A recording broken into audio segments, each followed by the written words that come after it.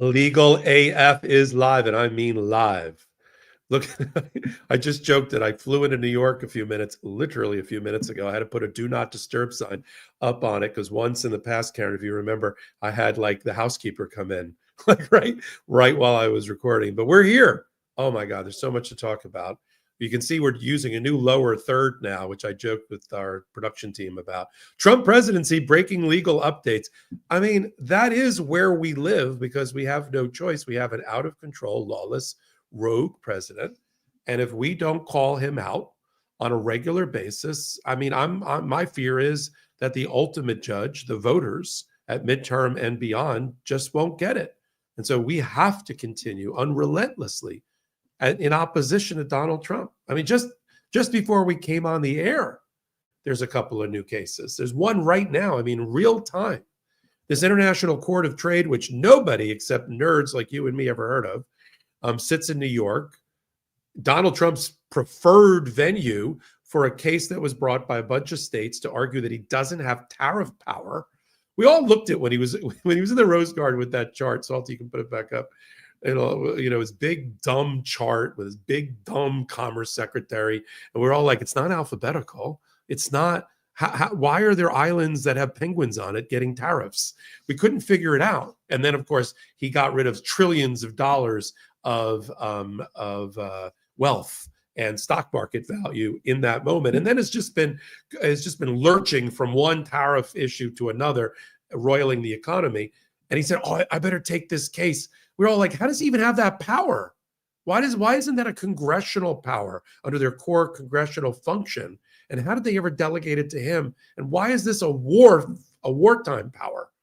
And he didn't like where the case was originally filed, Karen. So he had it transferred to the International Court of Trade. They ruled today, and it's not good for Trump. We'll get to it during the show today. And then talk about cosmic strange bedfellows. Yes, Judge Chutkan is still a federal judge, a very good one. And she sits in D.C. And she had a case that we talked about a couple of months ago that was brought by 14 different states to argue that Elon Musk and DOGE are like out of control, a complete abuse of power and a violation of the appointments clause of our Constitution. Because once again, Congress only has the power to tariff, not the president. In the other matter we just talked about, or we will talk about, Congress alone has the power to create federal agencies. Then the president appoints and the Senate confirms. But Donald Trump got that all upside down and backwards. And they try to argue that Elon Musk is just a special temporary employee, like, your Uber delivery guy. And he doesn't really wield any power. And that's not what Judge Chutkan thinks. And we had a very interesting ruling where she's keeping alive a case that she thinks is important and she thinks addresses a potential tyranny by Donald Trump, while at the same time giving Donald Trump a small little gift that won't really matter. We'll dive into that as well. Then South Sudan, which I defy, except for you geo lovers out there, geography lovers out there, I defy anybody to have pointed that out on the map on the African continent and tell me where it was. It is a very unstable part of the world. Let's just put it that way. We used to call countries like that third world countries. Okay, well, that's where Donald Trump is offloading and delegating people that he wants to make disappear from the United States, who aren't even from South Sudan. They're from Mexico and Vietnam and Cuba. And he's like, well, those countries won't take them. Where can we put them in the world? And so they found South Sudan, this poor country, unstable, dangerous place. They didn't do any vetting in due process to determine whether these people can survive there. They don't care. Just get them out, make them disappear. Judge Murphy in Massachusetts didn't like that. Wrote a lot of exclamation points. And people don't know this, but we're going to talk about it on the show with you and me, Karen, that we've had basically a federal court system operating in Djibouti because that's where they've been sitting. And the Trump administration convinced the judge to let them hold hearings in Djibouti, but now they're arguing that's unstable and they don't want to hold those hearings anymore. And then they've skipped completely, the Trump administration, going to the First Circuit Court of Appeals sitting over Massachusetts, and they just said, F this. We're just going to file directly with the United States Supreme Court. Another, I think this is the 16th emergency application. What is going on with Donald Trump's unconstitutional deportation plan? Then we've got the last of the four shoes have sort of dropped. Donald Trump went after a lot of law firms, big law. A number of them just said, they just threw in the white flag. They threw in the towel and raised the white flag almost immediately, very transactionally. We'll just pay you $1 billion in tribute to make you stop attacking us. But 3 or 4 firms said, yeah, we're not doing that. And we're law firms, and we took an oath. And not just for us, but for the legal profession, we're going to fight back. And so firms like Jenner and Block and Wilmer Hale and Perkins Coie, and there's another firm too, all filed in separate courts. And we got a couple of rulings now about 4 or 5 days apart, one with Jenner and Block, one with Wilmer Hale. These are some of the most preeminent law firms in the country. I know many people. I've hired Wilmer Hale to handle cases when I was an in-house counsel. They are the creme de la creme, and I would have been shocked if they didn't fight back. Jenner and Block in particular, they had the honor in the same week, the same day, to get an order from a court blocking them being put on the red list by Donald Trump, having all their national security clearances taken away, their ability to represent clients before the federal government. They got a judge to block that. The same day, they were able to convince a judge to block the attacks on Harvard and its admittance of international students. So shout out to Jenner and Block related to that. And then we'll touch on a couple of other things, including, well, Emil Bove didn't last very long as the number 3 in the Department of Justice. He's the Grim Reaper looking guy that was one of Donald Trump's criminal defense lawyers in the conviction in front of Judge Merchan and a number of other cases. He is now going to be handpicked and placed onto the Third Circuit Court of Appeals. Yes, there's going to be this whole wave now of federal court openings that need to be filled. There's many of them. Biden tried hard to get his places filled, but there was that deal that was cut about appellate courts with Chuck Schumer. We criticized it at the time. There's all these appellate court openings. One of them's on the Third Circuit, which covers New Jersey and Pennsylvania, a little bit of the Virgin Islands, and now Emil Bove apparently is going to be heading there. And what does that mean for Alina Habba? Because if you think acting interim New Jersey U.S. attorney is her final stop, it's not going to be. We'll cover it all. Let's bring in Karen. How you doing, Karen? Hey, just had to find the unmute button really quick. Hi. How are you, Popok? Good to see you. We're at least in the same area code. Yes, we are in the same area code, although you look much tanner than I. So you come from a much sunnier place than I do. And thank you. I watched the show that you did for me on Wednesday. You're that's your normal day, but Dina Dahl was there, and you had some very kind words to say about the passing of my mom, and I really did. I watched it. I really did appreciate it, and all the comments and things that people said in response to that in the commentary. It's been a tough time for my family, but I know my mom better than anybody, and she would want me to be doing exactly what I'm doing right now in this time and place, and with our legal AF and Midas Touch community. So, but thank you for doing that. Yeah, no, it was it's of course my pleasure, but I was really heartened to see how people came out in support in the comments in the YouTube comments, just resoundingly sending you love and support and condolences, and to you and your family. And it just goes to show what an amazing community this is. Always just really an amazing supportive community. So really glad fantastic. You're back. Glad you're doing okay. Thank you. I appreciate that very much. So let's turn to Judge Chutkan. Let's start off with Judge Chutkan. This is the judge that Donald Trump attacked as being leftist, Marxist, radical.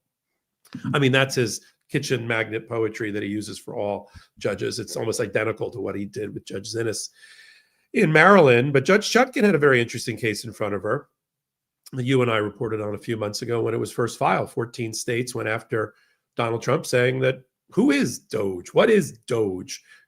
Congress has to create it, not the president. There was a DOGE website service thing, But that's not what this is. And Elon Musk seems to be wielding a lot of power, including putting whole agencies and departments, in his words, into a wood chipper and getting rid of their, defunding them and depersonnelling them and the rest. And why isn't that a violation of the appointment clause of the Constitution and the separation of powers? And so Donald Trump said, well, I'm going to file a motion to dismiss. We can have a little teachable moment here about motions to dismiss, which tests the validity of the pleading, the first filing, the complaint, if you will.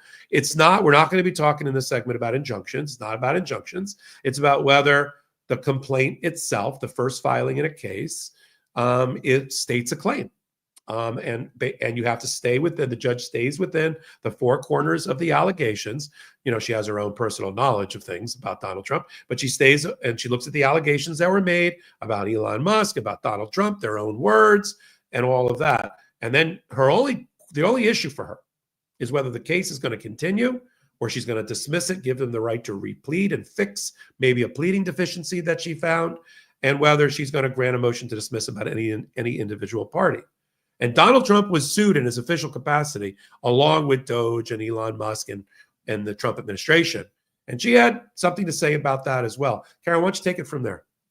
Yeah, it was really interesting. I think it was like 40 something page order that she issued here in this lawsuit that these states brought against Elon Musk, DOGE, and President Trump. And essentially the lawsuit alleged that they were illegally wielding power over the federal government. And this was a suit, as you said, brought by multiple state attorneys general. And in this motion to dismiss, she basically, because she had originally denied their request for a temporary restraining order, which I thought was kind of interesting, right? That she would deny that. She said, but look, this can proceed. There's no emergency here, right? It's not going to be irreparable harm. And so you would think that she, when you read a motion to dismiss, normally they're quite simple and they're about the case. But in a lot of these cases, it's like the judges are speaking to not just the parties, but speaking to a broader audience and really giving a history lesson and a lesson on the separation of powers, et cetera. And her first line here, I think, was kind of, I think, really emblematic of that concept, because she really felt the need to remind us of basic things like there's three branches of government, there's checks and balances. She used the word tyranny. Her first line was, the Constitution divides and balances power across the three branches, the executive, legislature, and judiciary, as a vital check against tyranny and to promote effective governance. Like, that's the first line of an order. You kind of know her point of view, right? Because she's really basically saying that's at stake here, right? And then she talks about something called the appointments clause, because the issue here is Donald Trump just created DOGE and appointed Elon Musk to be the head of DOGE, who then went in and took a literal and figurative chainsaw to every agency that he wanted to go into. He fired people, he closed a few agencies, he stopped funding being sent out to various people. He took private information that some of it is supposed to be guarded in secret, et cetera. And he just went in there and did all kinds of things that he wasn't supposed to do. And so she talks about something in the Constitution called the Appointments Clause. And in the Appointments Clause, it specifically, and various statutes, but it says, look, Congress creates the agencies, right? They pass the laws authorizing certain agencies. And then the president is the one who appoints the heads of the agencies, and those are subject to Senate confirmation. And then the judiciary decides whether they both acted within their constitutional roles. And what the Constitution does not permit is the president to, quote, commandeer the entire appointments power by unilaterally creating a federal agency pursuant to executive order and insulating its principal officer from the Constitution as a, quote, advisor in name only. And so she goes through the whole history of DOGE, and it was created on January 20th. And then, several agencies have been dismantled. Thousands of people have lost their jobs. Sensitive data has been accessed in this haphazard, crazy way. And that's what this lawsuit goes to the heart of. And she basically the punchline of all of this is you can't go after the president because he was acting in his official capacity, but I am not granting the motion to dismiss as to Musk and DOGE. The case can proceed to discovery, essentially. So that's kind of the ultimate ruling here. But I thought it was a really thoughtful and interesting motion or order where she's like, look, she cited to, and this was all in, I assume in the complaint as well, but she cited to the posts on X by Musk saying, quote, "We spent the weekend feeding, USAID into the wood chipper," and then another tweet, "Doge team rapidly shutting down illegal payments." She also quotes Carolyn Levitt, the press secretary, President Trump tasked Mr. Musk with starting up Doge, and he already and he's already done that. And then another one where Musk posts on X, quote, "CFBP RIP," which has to do with the Consumer Protection Board, RIP, like it's dead.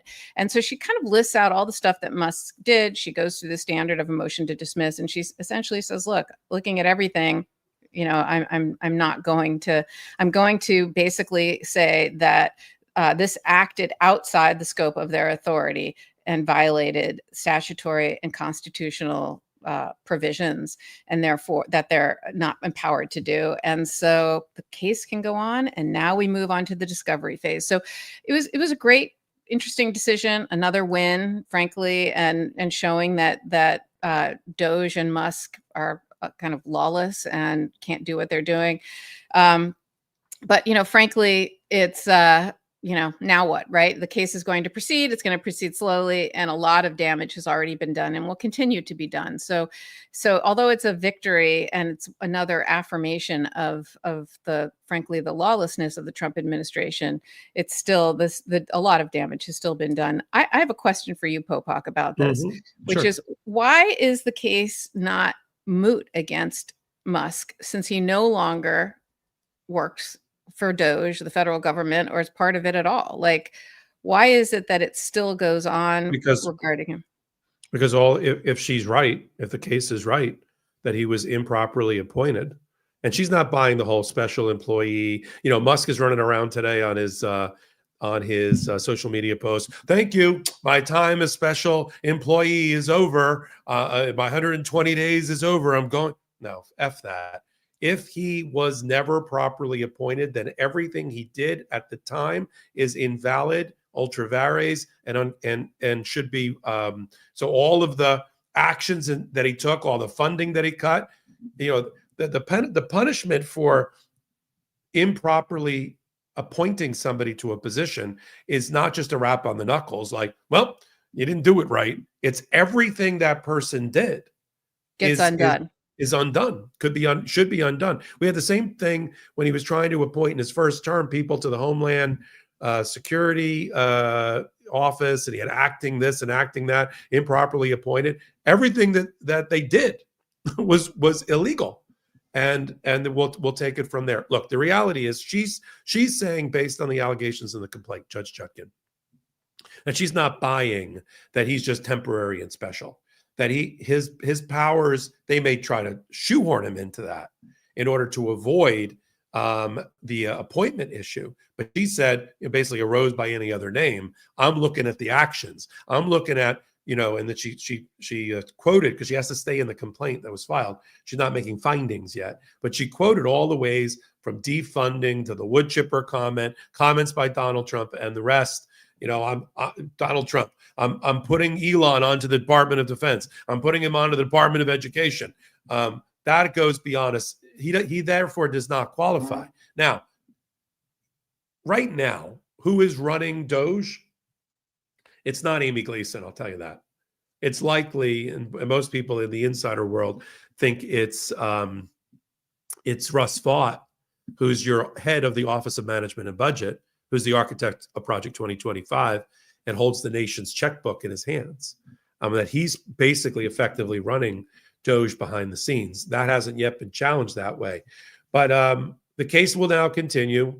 She did Trump a solid. Nobody knows immunity law better than Judge Chutkan's, and she was on the wrong end of the Supreme Court decision in 2023 about what falls into what bucket for immunity. And so she cited not that case, but she cited a cases going back to the 1800s in which a president's official conduct cannot be enjoined. You may not agree with it, we may not like it, but so she dropped him from the case, which I think ultimately was the right thing to do, right? And now you can tell Elon Musk is probably fully out of the government because he's criticizing Donald Trump's big, beautiful budget and says, what about all the work I just did cutting all these departments, and look at your increased spending bill and your tax problem. So there will be entire college and law school courses taught about the relationship between Elon Musk and the government and Donald Trump, because we can't really even figure it out in real time this way, right? Yeah, it's fascinating. It's fascinating. Yeah. Yeah, and he better get back to his company because sales dropped 71% in the quarter. Yeah, well, his unfortunately, the people who really cared, who would buy his cars, were the left-wing liberals, because they were electric cars and they wanted to save the environment. And now, because of the team he picked, they're all protesting his cars and they're not buying them. I mean, I don't know how he recovers from that. Yeah, agreed. Now, let me do a plug for Legal AF, the Substack. We got Legal AF, the Substack. We are posting all, like when you and I today talk about the filings, or the orders of the judge, we and the Supreme Court, I post it. So it'll be up by tomorrow morning. Judge Chutkan's order, this order by the International Trade Court under filings AF. If it comes out of the Supreme Court, we put it under SCOTUS AF. I do a morning briefing there as well. We do have videos. We have ad-free versions of things. We got all the commentators on Legal AF who are doing work on Legal AF, the Substack. So there's a little plug for that. Why don't we move in, Karen, to tariffs? When this first happened, and Donald Trump, we knew it was coming because he said he was going to do it during the campaign. To paraphrase something that just came out with a ruling. Sometimes the wolf doesn't come in sheep's clothing. Sometimes the wolf comes as a wolf, as Antonin Scalia once famously wrote. And he told us he was going to do this. And he brought into his administration all of these tariff hawks that wanted to tariff our way out of the deficit, which never works. From the Commerce Secretary to the Treasury Secretary to Peter Navarro, fresh out of a prison stint, to be his trade representatives. And there are things that a president can do and that are properly delegated by Congress in and around commerce and trade. I mean, the Commerce Department is one of them. But there are limits that you can't do that are constitutional core functions of the other branch, of the legislative branch. And what we're watching a lot, Karen, is a lot of, because there's multiple audiences, the public, the president, the courts of appeal. When these judges are writing, it's like they have to give like a civics intro to America lesson about the separation of powers every time that they write. And it's because we have a toddler in chief who doesn't understand, doesn't care how the government works. What is the core functions of Congress? What are the core functions of the president? What are the core functions of the judiciary branch? And so we had another example of that with a case that got filed in another court. Donald Trump didn't like the judge. He moved to change venue when 14 states or so decided to challenge his setting tariff policy. And not only setting it, imposing worldwide 25% tariffs and more against certain countries. And then we're watching this gyration where because he watches something on CNBC, or he watches something on some other cable news show, or somebody phones him, or somebody visits him in the Oval Office from Walmart or from BlackRock or from private equity firms, or Jamie Dimon calls him from Citigroup, JP Morgan Chase, and then I got to cut it. I got to stop it. I got to put a moratorium on it. I mean, and the economy is just roiling. The everyday economy for people, their kitchen table politics and economics are the ones that are suffering. While Donald Trump doubled, I'll just put this before we get to the case, Donald Trump has doubled his net worth since January. Put in the comments, we're watching him tonight.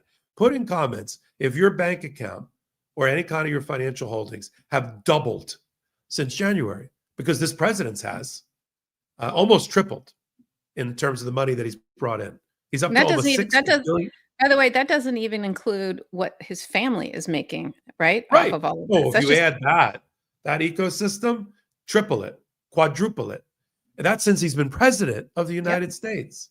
And people have to remember these types of things when they come to vote at the midterms. So he moves the case about whether he has tariff power or not, because he claims he has it under the International Economic Emergency Act, IEPA, sorry. And he moves it to the International Court of Trade in Manhattan, which you and I had to scramble to like look up. I practiced for a long time, but I've never had a case there. And I'm like, what is that court? It's a specialty court that has funny. I looked it up too. I had to you look it have up to. too. We didn't learn that. Did I take a trade course in law school? I might have. I took an international course, but I don't think it was about trade. And so we look it up, and we realize it's a specialty Article 3 court, pardon me, that is devoted to all things tariffs and trade, and has exclusive jurisdiction to handle those issues. And the reason I think he tried to move it there is he knew he had a judge he didn't like that where it was filed. And there were a couple of Trump appointees over there. And he thought, well, if I get the right panel, maybe this will go in my favor. No. So we talked earlier about Judge Chutkan not issuing a temporary restraining order, and that giving us pause about how she was going to rule about Musk and DOGE. And similarly, this International Trade Court did not grant the temporary restraining order to block Donald Trump's continued use of his tariffs. So we were like, oh, that's not a good sign. But we now have the final decision by the trade court that came out. You and I were scrambling. It came out like at 7 p.m., right before we got on the air, try to read it all. Okay. This is good. See, Salty, good producer. We got an Obama, a Reagan, and a Trump. Those are the panel, but they all agreed. I don't think there was a dissent in there. I didn't see one in the 52 pages I breezed through before we got on the air, and we'll do more hot takes about it. But Karen, why don't you give sort of, the big picture of what this court rules, and then I'll preface it by saying he's already appealed, and we'll talk about the appellate process that happens next. It basically said that he exceeded his power as president to do these tariffs. That's the bottom line. And again, just like Judge Chutkan, the judges here decided to give an explanation for people reading this. It's kind of a education on the Constitution. And I feel like we're at Schoolhouse Rock again, back where they're explaining, I'm just a bill, and explaining kind of how things work. So, it says the Constitution assigns Congress the exclusive powers to, quote, lay and collect taxes, duties, imposts, and excises, and to regulate commerce with foreign nations. That's Article 1, Section 8. Clauses 1 and 3 of the Constitution. And then it says the question in the two cases before this court is whether the IEPA, the International Emergency Economic Powers Act of 1977, delegates these powers to the president in the form of authority to impose unlimited tariffs on goods from nearly every country in the world. The court does not read IEPA to confer such unbounded authority and sets aside the challenged tariffs imposed thereunder. It's a 49-page decision that then goes on to talk about what the Constitution says about the tariffs, about IEPA, the history of all of the presidential authority to regulate imports during national emergencies. And it just goes on and on. It's fascinating for anybody who wants to learn about this and read about it. And I'm sure you're going to put it in the Legal AF Substack, where you put all the decisions, Popok, which is so helpful, and people can read about it in much more detail. But it just goes to show, once again, this is what's happening over and over and over again, is courts are basically saying presidents are not kings. You really can't just do whatever you want. You either have to do either it's in the Constitution, or it's a statute has been passed, and then that's what you can do. There's certain things that they can do that are discretionary, that's policy, but not things that are specifically given to another branch. So he does not have this authority, and they don't read any of the statutes or the Constitution to give him this authority. So it's just, once again, really everything he's doing gets struck down Or the other thing that's happening is the market is waking up to Trump and to what he's doing. And I'm sure everybody knows about this and has seen this, but on Wall Street, I guess they're calling him, a taco, or calling the situation a taco, that Trump always chickens out. And that's what you see over and over again, whether it's with the law firms, whether it's with the tariffs, whatever it is, you fight him at the end of the day. Either he chickens out or he loses and gets struck down by the courts. You just have to really have the strength and the fortitude to go after him. And typically, I mean, I know he's a little Teflon Donnie in the sense that, he gets like the whole presidential immunity thing, and he got prosecuted and convicted and still's president. So I'm not saying that, that he doesn't sometimes win and win really big. But it's this Trump always chickens out, and apparently that seemed to really get under his skin, because he goes crazy. So let's see. I know you can tell it's gotten under his skin, because he yelled at a reporter who mentioned it, and he's whatever. You could just tell. I'm sure Jordy is working on taco T-shirts for for Midas Touch store as we speak. If that hasn't already, I know Jordy watches our show. Taco T-shirts. So we're going to, the producer just wrote something back. We're going to cover a lot more. We're going to talk about the South Sudan ruling and why it matters, including the fact that it'll come up first through Ketanji Brown Jackson. Got some rulings about Jenner and Block and Wilmer Hale, which also matter to, as we are all the foot soldiers to protect our constitutional republic in one way or the other. And there's a lot of different ways to continue to what we're doing here, which is to grow our community and our fellowship. Legal AF, yes.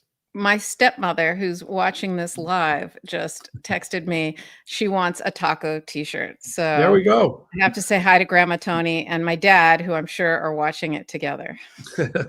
Shout out to Karen's lovely family. So there's a lot of different ways that we have to support what we're doing here. Look, Legal AF has been on the air for 5 years. We are now, we bounce around between top 12 and top 20 in the world. And that's all because of our audience. I mean, we're doing our part to bring you the content that you enjoy and take it seriously in that regard. But without you, we're nothing. Let's be frank. You are the oxygen, that you are the atmosphere that we breathe. And so if you want to be a part of it, which you're already here making that commitment to an hour-long podcast, and you want to help us continue to kind of rocket up the charts, there's a number of ways to do it. Here, you're watching. That's great. Tell your friends about it. Watch it again. Go over to the audio podcast platforms where we do well, but not as well as on the video. We could use more audio downloads, to be fair.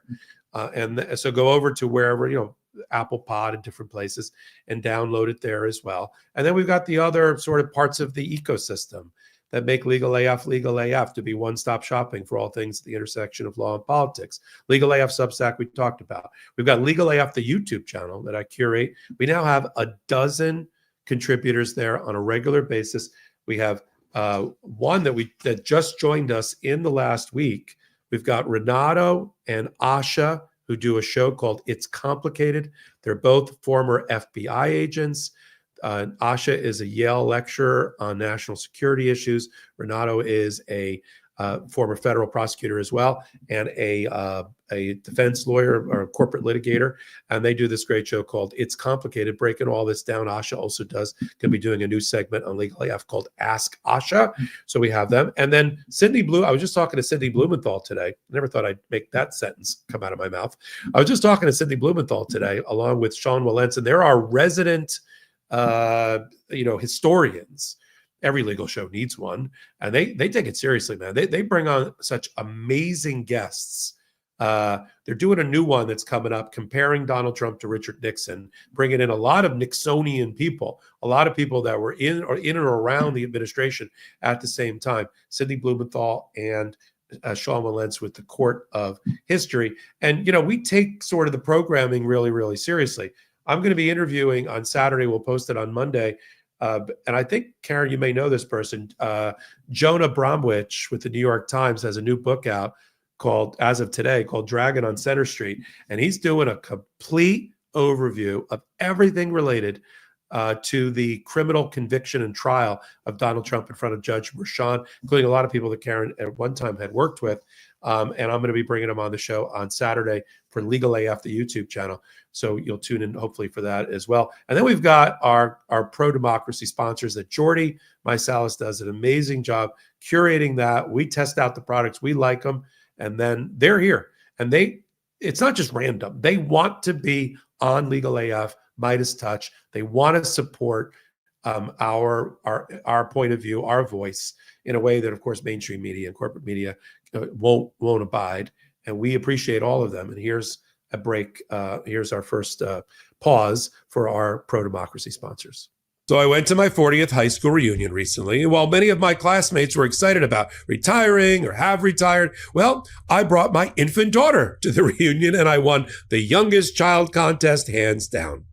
But that means that when most people's working is winding down to match their body's energy levels, I need to ramp up to keep up with my baby daughter. I believe one of the best aging breakthroughs of the last decade is Qualia Senolytic, and here's why.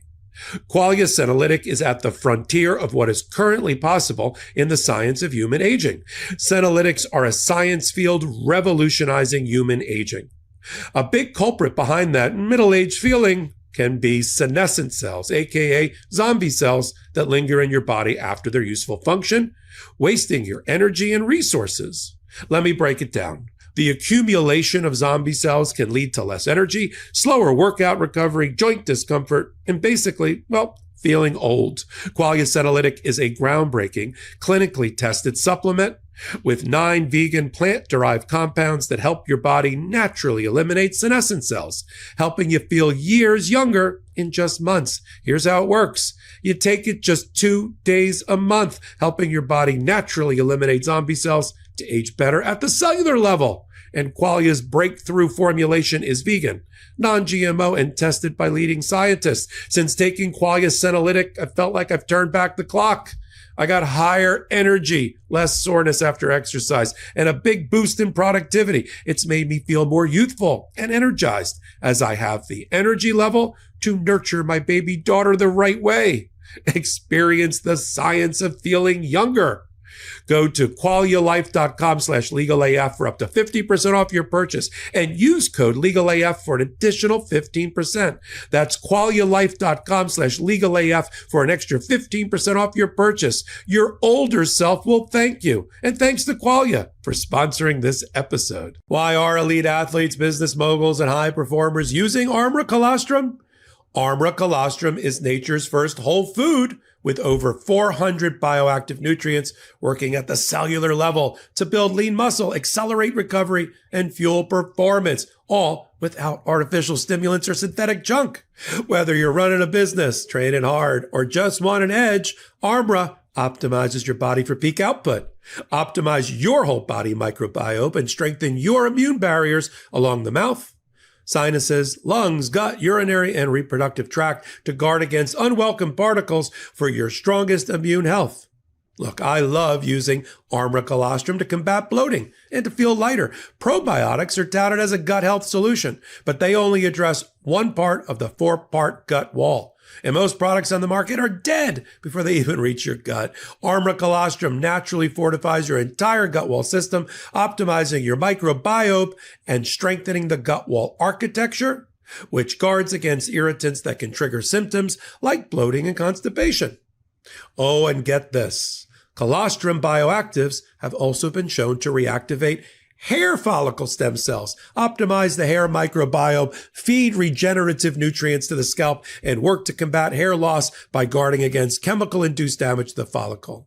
Fueled performance and recovery is possible by harnessing the closely guarded secret of elite athletes, long prized for its unrivaled ability to take performance to its apex. Colostrum has been shown in research to help enhance nutrient absorption, promote lean muscle building, and improve endurance, while fueling cellular repair regeneration for faster recovery. Specifically, colostrum has been shown to improve fitness endurance by 20%, decrease recovery time by over 50% after intense exercise, improve stamina, and specifically build lean muscle mass.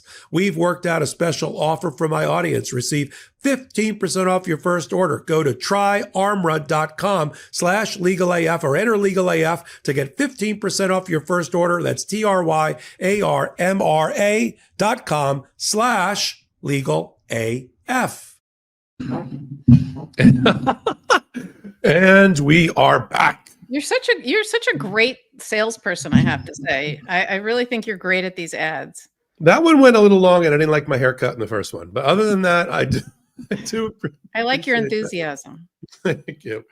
Well, so I'm going to say something out loud, Popok, because this way people will hold me accountable, and I want to be held accountable. So I'm saying it out loud. Okay. I have a little resolution that I'm doing. Number one is I'm starting exercising. So that's number one, which is important. I need to be held accountable.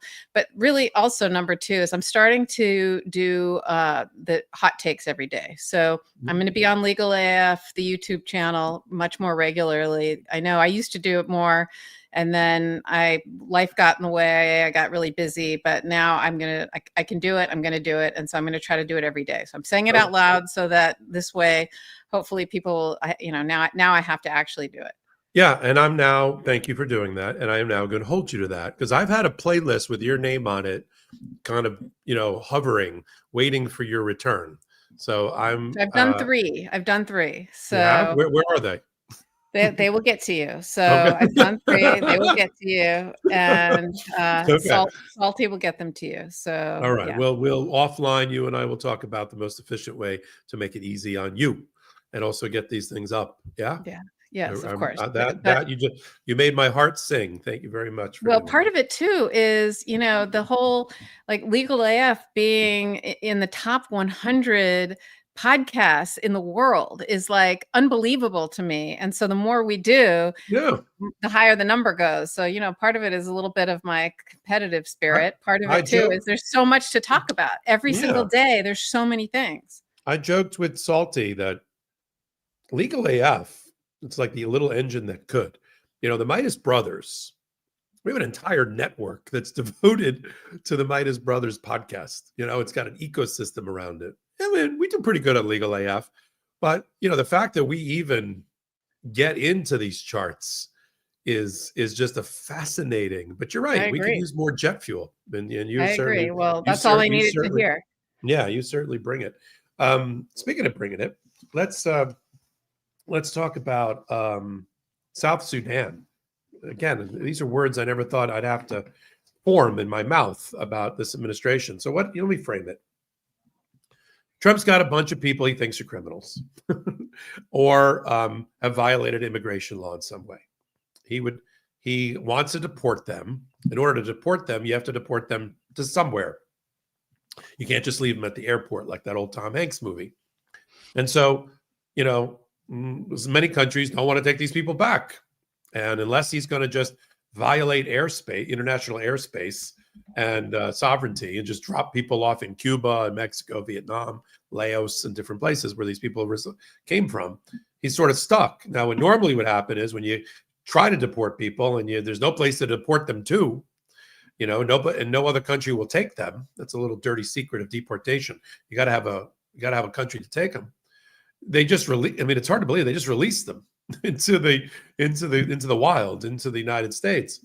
And Trump didn't want to do that. So he negotiated with these third world countries, dangling money in front of them. Ooh, we'll give you money like El Salvador not Panama, maybe Panama, and South Sudan. We'll give you millions of dollars. You have no GDP in these countries if you'll take these bad people that we think are bad people.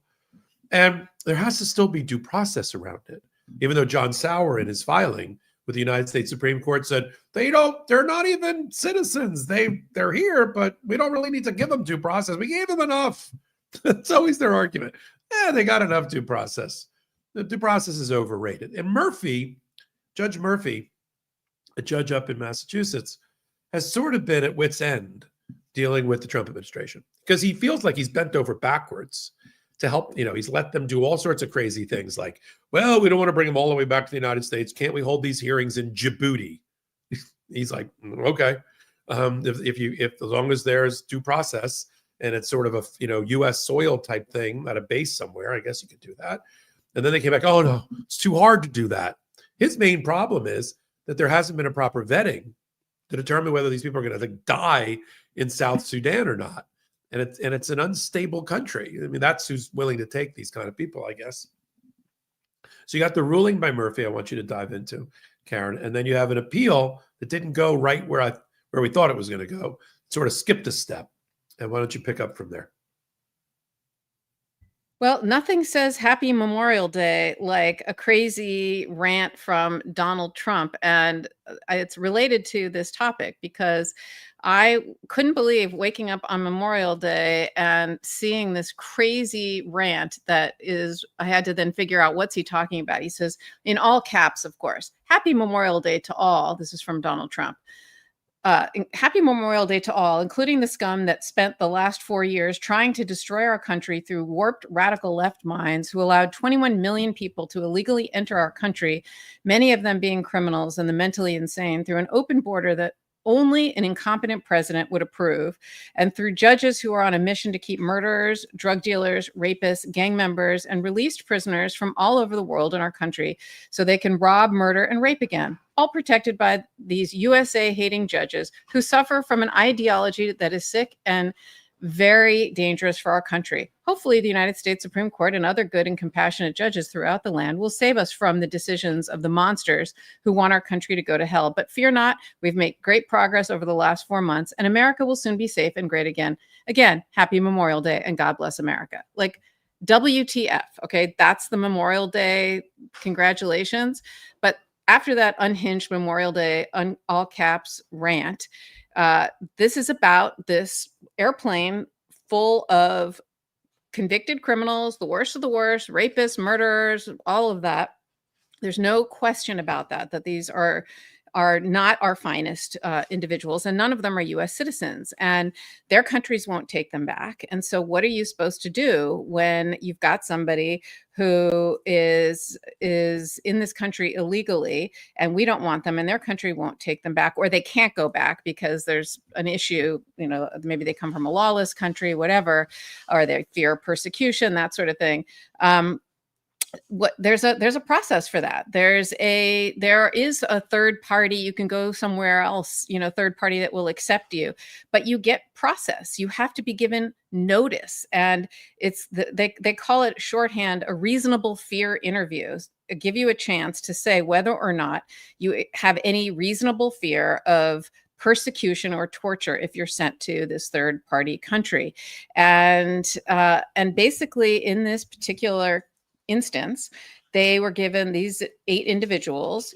I'm not saying we want these individuals in our country, but we believe in due process in this country, and we believe in the rule of law. You can't just whisk someone away in the middle of the night. You are entitled to process. And here, these individuals were given 16 hours notice, and most of that time was during nighttime sleeping hours. So they literally, the plane takes off, and they got stuck in Djibouti because they're sort of stuck there, and in this legal limbo.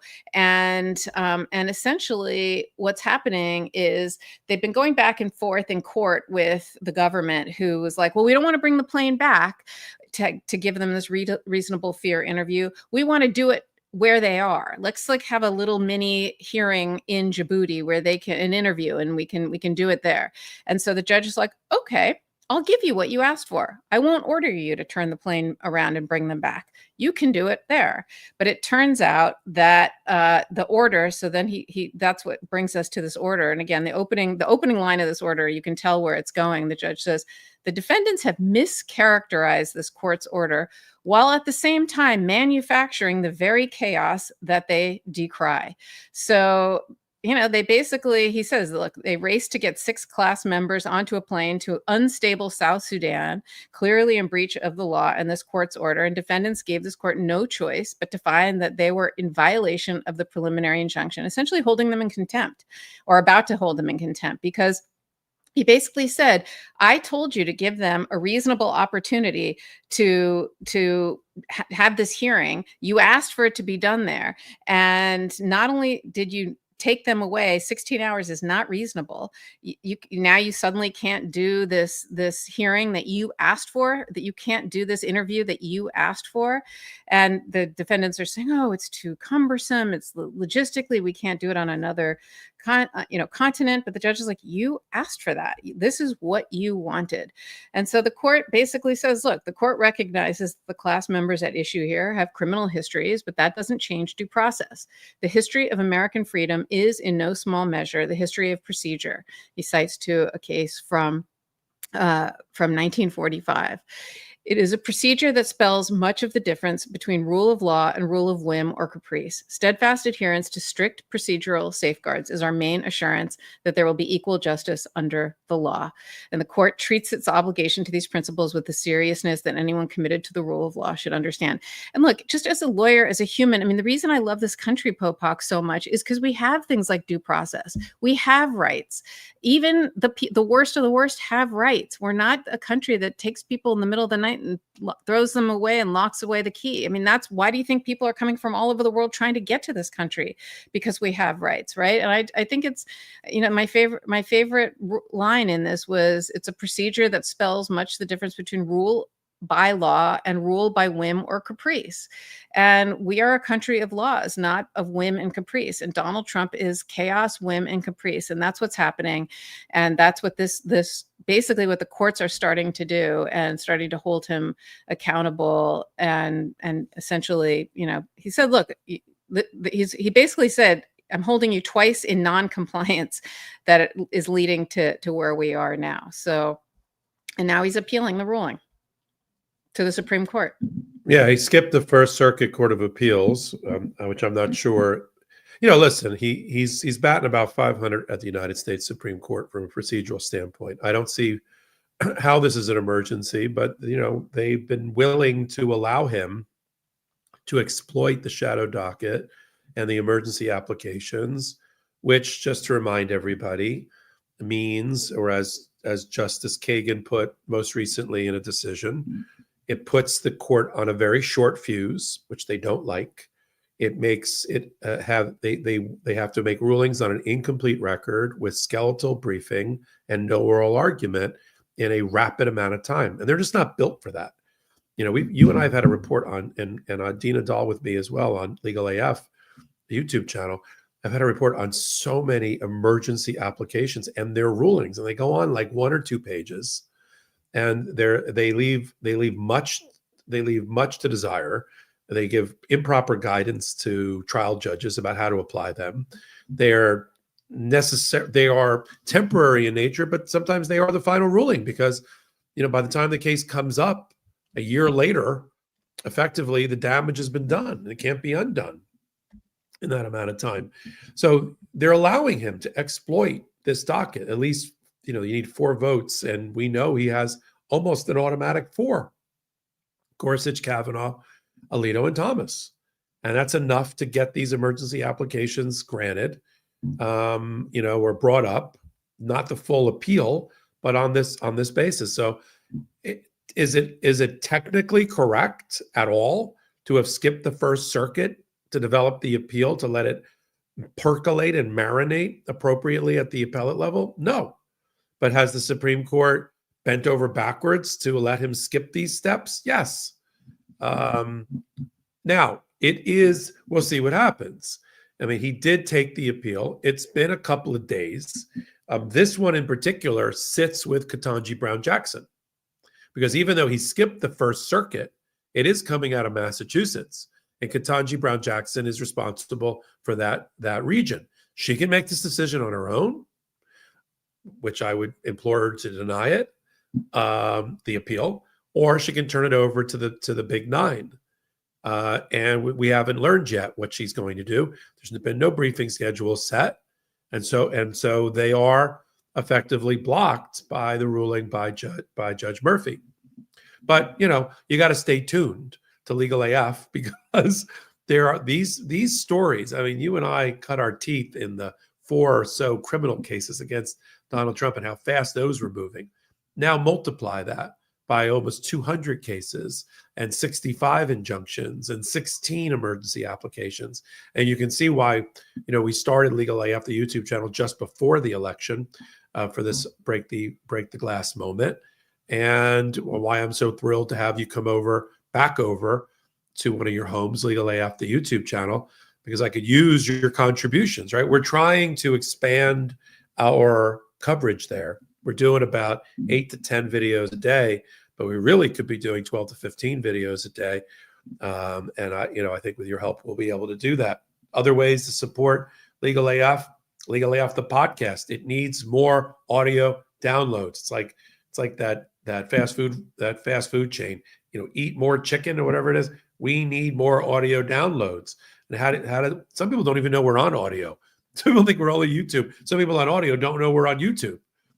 Do both. Go back and forth in front of both. Send these things off to your friends and family, because we're organically growing completely by word of mouth. We have no marketing department, and we're not getting all the press that our brothers are getting. We're sort of we're a little bit of a hidden secret, but you guys know about us, and our audience knows about us, and millions of people a month know about the work we're doing on Legal AF. So audio you got, video you got, Legal AF, the YouTube channel, Legal AF, the Substack, for all, you really want to geek out on everything related to law and politics. We want to be one-stop shopping, a clearinghouse for everything law and politics, all in one place.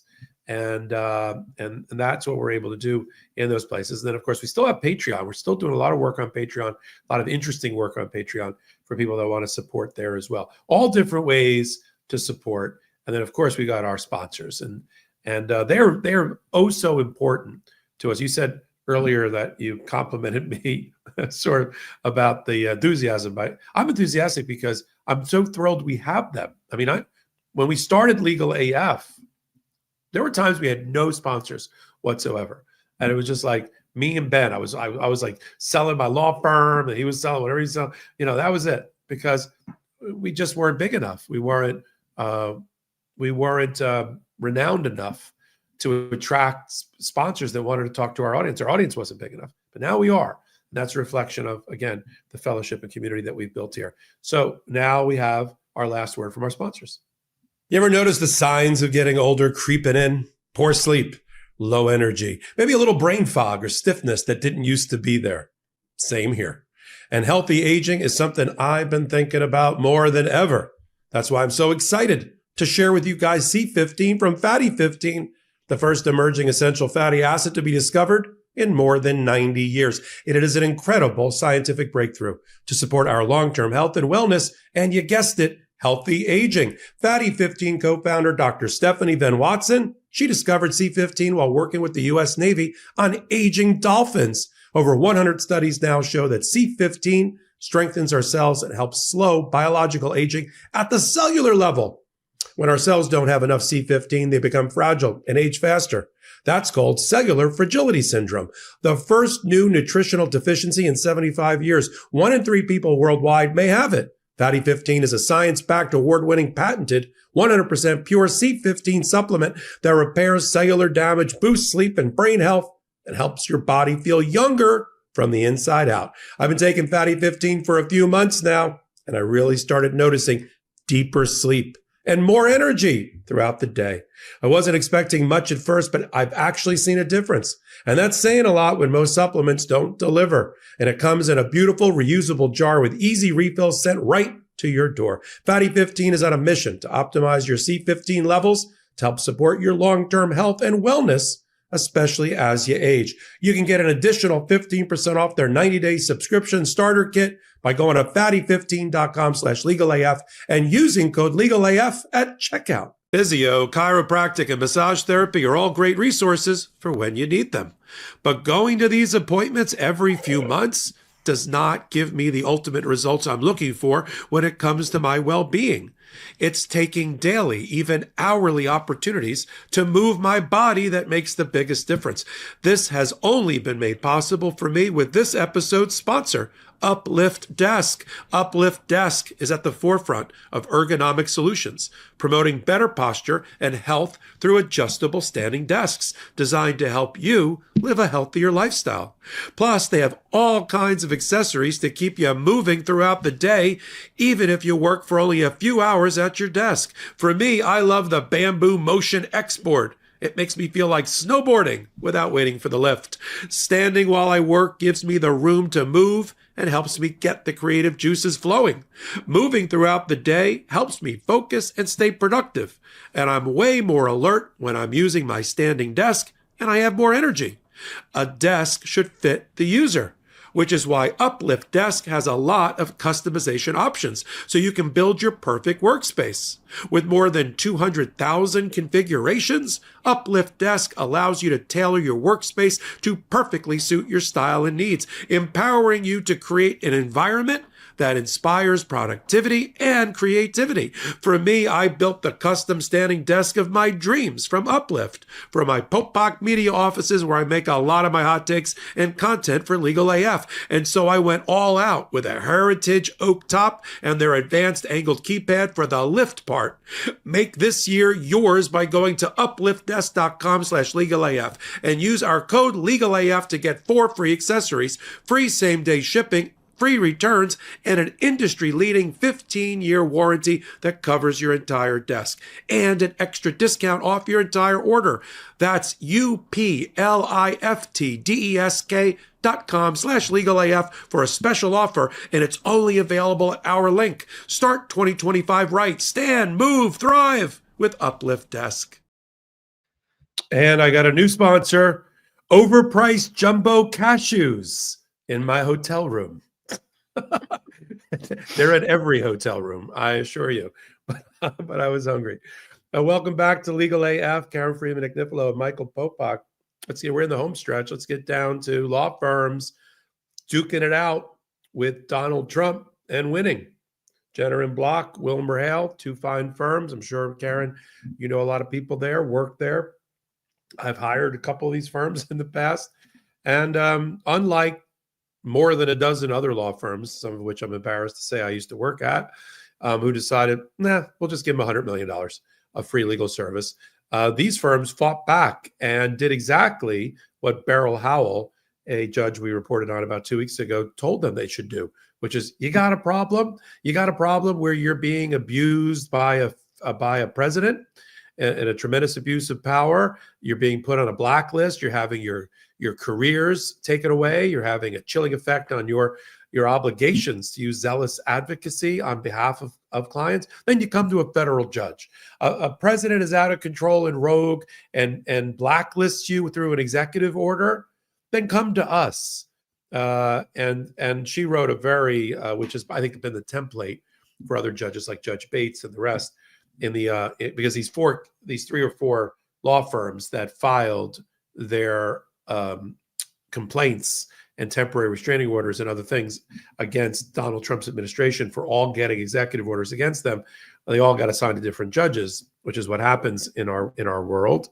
Now, before we turn to Jenner & Block and Wilmer Hale, there is already resistance and pushback within law firms that settled.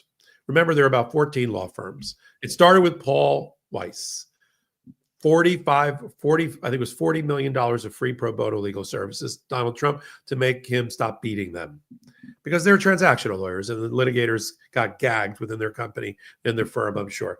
But that got Donald Trump a tingling, and Emile Bove, soon to be a Third Circuit judge who was running this program along with Stephen Miller, decided to go for more. So then they upped the ante.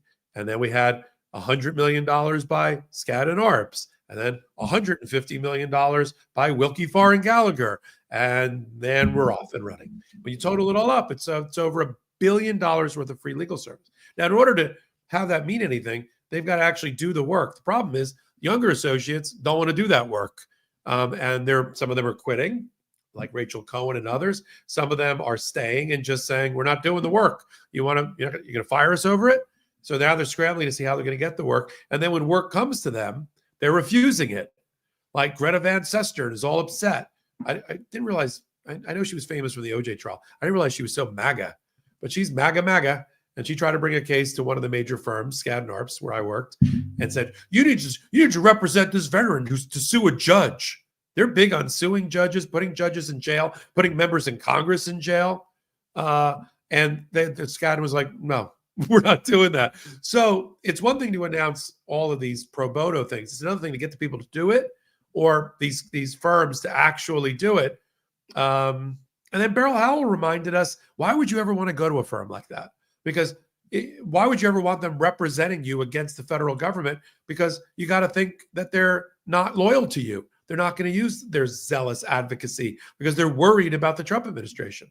And that's sort of where we end up with these two cases, Jenner and Block and Wilbur Hale. Karen, why don't you take it from there?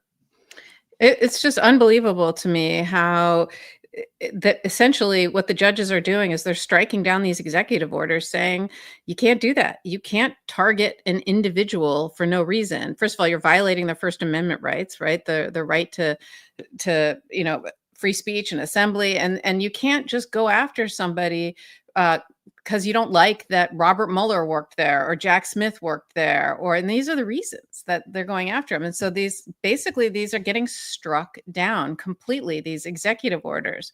So what I don't really understand is why more law firms didn't fight back. I mean, because Trump is losing completely. So now what, right? Now what happens?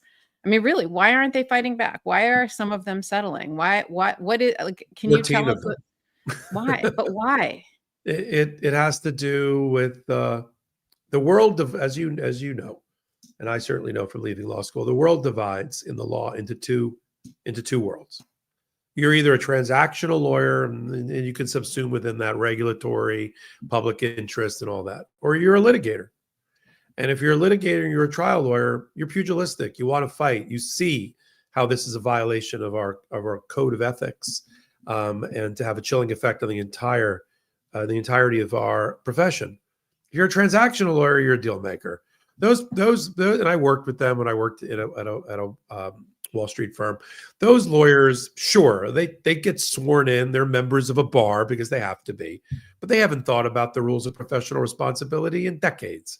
They don't consider themselves to be officers of the court, even though they are. They consider themselves to be deal makers in business. They might as well have gone to MBA school, except you need a lawyer who knows how to run a deal, knows how to put documents together, knows how to put agreements together. And that's the only reason they're lawyers, but they really just want to be MBA people, hedge fund people. They'd rather be on the other side making more money anyway. And so most of these firms that we've discussed, Paul Weiss, Wilkie Farr, and Skadden, my old firm, they're all run by the rainmakers who bring in 10, 20, 30, $50 million a year or more. They run the firms.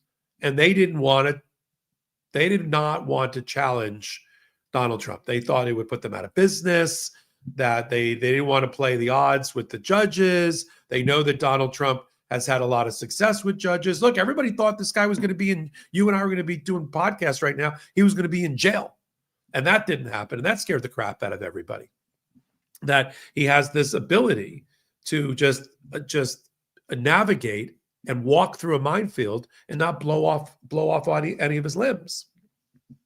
So he's a scary cat. And I know why they did it. I just don't agree with it. Now, the firms that have all filed and have been successful are firms that we consider to be like the creme de la creme of litigation practices. And they had really no choice because they were never going to submit. And 50, 80, 90% of their revenue comes from representing clients before the federal government. And in cases in which there's federal prosecutors on the other side. So they were like, fuck it, legal AF it. We have to, we're live, folks. Popok, my father's listening. No, sorry. And am I not cursing enough? Is that the problem? No, exactly. Use more, do it more. But that's the reason. But they're wrong, as you pointed out. They're wrong. They should have honored our profession and understood the chilling effect it would have. And the one nice thing about this, though, Karen, is how many law firms are being formed now to oppose Donald Trump. And their entire reason for being is because of Donald Trump going after lawyers and law firms and them losing their balls to fight back. There's a handful of law firms now that have broken away from major firms like Abby Lowell's firm and others, that their entire reason for being is to represent people who have been retaliated against by the Trump administration. And that makes me proud to be a lawyer. Yeah, look, me too. But just from you could even be pro-Trump, anti-Trump. It has nothing to do with Trump. It's like, this is retaliatory, targeted, just lawless executive orders. And just for the principle of it, how do you not fight back? To be singularly just targeted like that, there's again, it's First Amendment, right? And freedom of association. There's all sorts of constitutional grounds why these don't work. I don't even know if there's a bill of attainder possibility that could be brought against, could be a claim could be brought where you essentially can't convict someone without due process. And that's essentially what they're doing, what Trump is doing in these executive orders. He's basically saying, convicting them without any due process, essentially saying, we're taking away your security clearances. We're going to not allow you to represent people, who, like, if you have a government contract and you're representing that person in that transaction, you're not allowed to do that, all that kind of stuff. Like, every single law firm that's fighting back is winning. And same thing with the universities, right? Who have fought back, like Harvard, instead of caving, essentially, right? They will win on the merits. And I just don't understand why more people don't fight back and why they cave. Because if you cave, what you're essentially doing is you're allowing the bully to win, and you're emboldening the bully. And that's the problem I have. Again, you could even be a Republican or conservative or pro-Trump, but you still can't allow lawlessness to happen. And that's the problem I have mostly with Donald Trump. If he was doing all the things that he's doing, like the tariffs, right? The tariffs were just resoundingly struck down, as we discussed. But he controls Congress, right? He controls the MAGA controls both houses. Why not just have Congress pass the laws for the tariffs? And then guess what happens? Then they're legal. It's like so much of what he's trying to do and he's losing, he could do legally because he controls Congress. And I don't understand why he's not doing things legally. Instead, he's just doing things that he feels like doing. He's losing them all. And he looks like, people are saying he looks like a chicken, and he looks like he's just like a taco. Scattered. Yeah. Like a taco. He looks like a taco. He's pink, and he's orange. It's true. Like I know, but the problem is I love tacos. So that's the one thing I really don't want the taco to be associated with him, because what's going to happen, like they did last time. The moniker.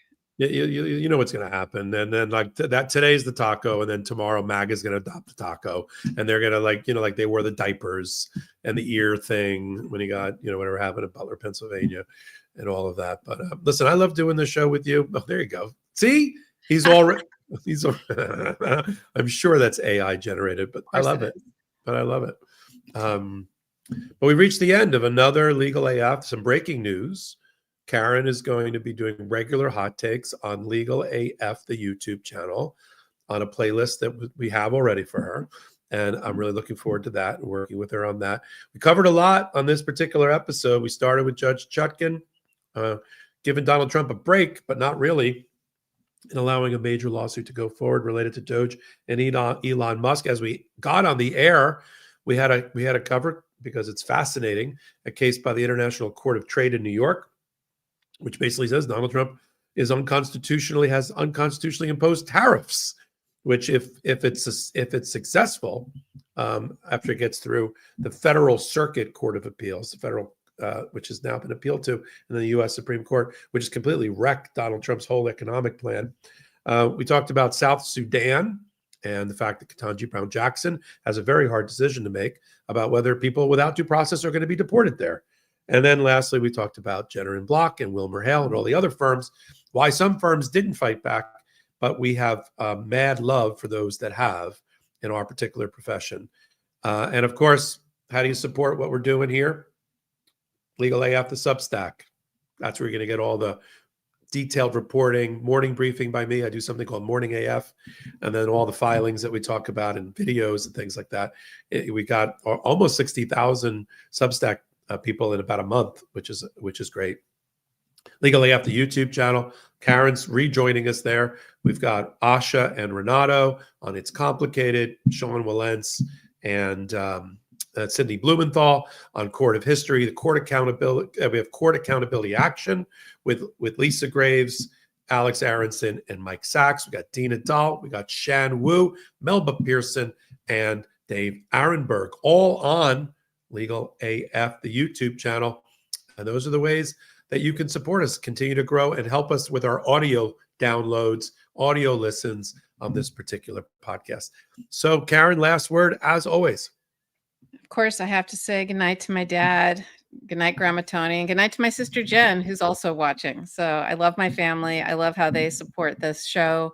And I love doing this live because I love reading the comments as we sit here, and people are hilarious and they're just so engaged. So thank you everyone for joining us live and for being so engaged and active in the comments tonight.